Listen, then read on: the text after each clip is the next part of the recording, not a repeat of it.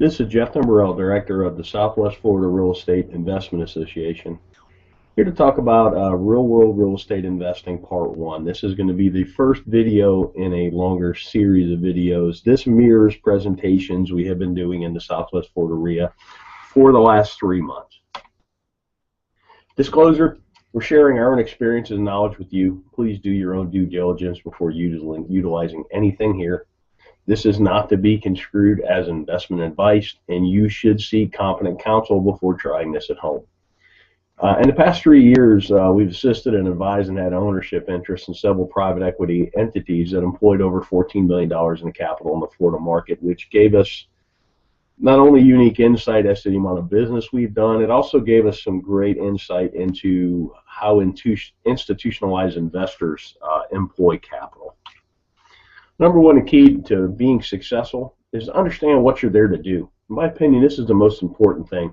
There's so many people running around the world. There's a lot of people wanting to run around and try and do real estate investing. They take courses, they read books, they go to meetings, but they really don't know what they're there to do. They really haven't spent that critical time understanding what you're here to do, what's your mission, what's your goals. I mean, without having any goals, it's hard to achieve any goals, if that makes any sense. From our experience, the clearer the plan you have, you will be able to operate with a margin of safety. And that's the key word in this business, a margin of safety, because the ones that survive, last, and grow true wealth are the ones that don't make mistakes or make mistakes that you can recover from. Investing in real estate. Investment is the purchase of an asset or an item with the hope that it will generate income or appreciate in the future and be sold at a higher price. Keyword, the future for investing. So what does that mean? The act of committing capital to an endeavor with the expectation of obtaining an additional income and or profit. That's what investing is. Something I've learned over the years is kind of like a narrative. It's a why in the road when you're talking to somebody that's in real estate. Are they a trader or are they an investor? Investors buy and hold. They get a return from the assets they own. Traders wholesale. Traders fix and flip. Nothing wrong with it. I do it. I've done it in the past. I'm trying to do it again today. I'm doing a marketing campaign as we speak, looking for contracts to wholesale. With that said, it's two different narratives and even two different valuation processes, investor versus trader. You need to recognize the difference between the two. Basic questions for an investor. How much capital are you employing? What's your desired rate of return? When are you going to need this capital back? And then what's your risk tolerance? Those four questions are how you determine what you're there to do. Then we'll talk about capital. There's an opportunity cost of capital, and particularly when you're raising capital, which I've been part of some private equity raises, you really need to understand what other opportunities are out there for investors, because generally why would you buy a piece of real estate that pays you 2% a year with all the headaches associated with that, when you can, if you could at the same time own a CD at 5 with none of the headaches. Give you a chart on 10-year T-bills, talk about opportunity cost.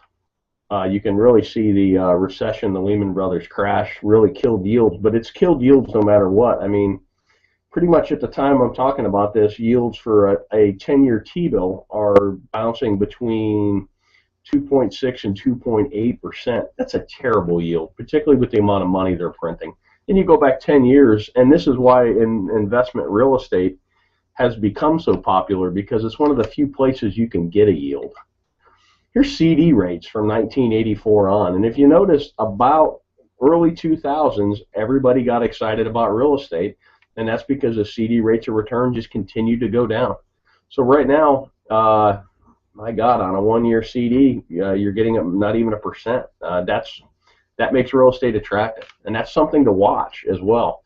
As CD rates and other rates on financial instruments go up, real estate may not appear as sexy, particularly to an investor who bought in the valley and bought right and has quite a bit of gain on the table. So opportunity costs in the real world. We already kind of talked about this. Most investors we know are looking for at least 6% a year. I know guys that are even looking for 15, and that's a cash on cash, not an internal rate of return. That would be a whole nother video that could be a whole day's worth, understanding the difference between the two. But what here I'm talking about is a yearly cash on cash return.